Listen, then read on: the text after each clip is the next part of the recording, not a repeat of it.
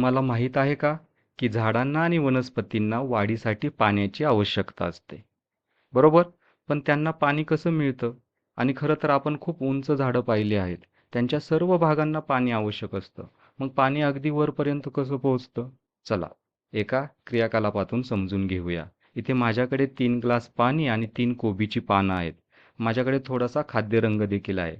तर मी मधल्या ग्लासमध्ये लाल खाद्यरंग घातलेला आहे आणि तो नीट मिसळला आहे.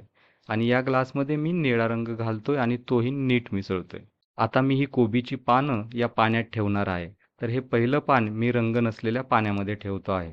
हे दुसरं पान मी लाल रंगाच्या पाण्यात ठेवतो आहे.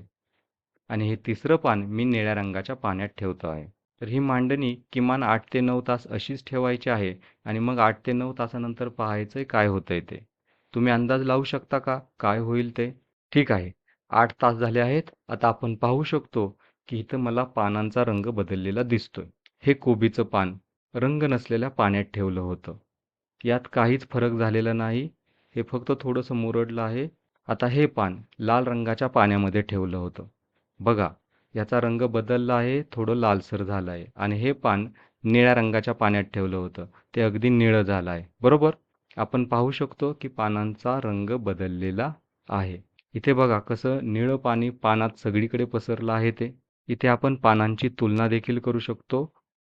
लाल आणि निळ्या रंगाच्या पाण्यातील पानाचा रंग बदलला आहे, पण ज्या पाण्यामध्ये रंग नव्हता ते पान जसंच्या तसं आहे. तुलना करण्यासाठी आपण आधी आणि नंतरचे फोटोही पाहू शकतो. तर पानांचा रंग का बदलला?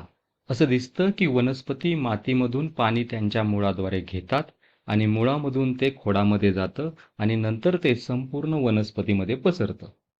पण पाणी वनस्पतीच्या आत कसं प्रवास करतं? असं दिसतंय की वनस्पतीमध्ये पाण्यासाठी काहीतरी पाईपसारखं असतं. आपण आपल्या घरामध्ये पाईप्स पाहिलेले आहेत, जे संपूर्ण घरात पाणी वाहून नेण्याचं काम करतात. बरोबर? त्याचप्रमाणे वनस्पतीमध्येही हे पोकळ पाईप्स असतात, ज्यांना जलवाहिन्या असं म्हणतात. या जलवाहिन्या मुळांमध्ये, पानांमध्ये आणि खोडांमध्येही असतात. मुळांमधून पाणी जलवाहिन्यांमध्ये प्रवेश करतं, ते वर चढतं आणि जेव्हा ते पानांपर्यंत पोचतं, तेव्हा त्याचं बाष्पीभवन होतं. यामुळे मातीमधून अधिक पाणी मुळांद्वारे वर खेचलं जातं.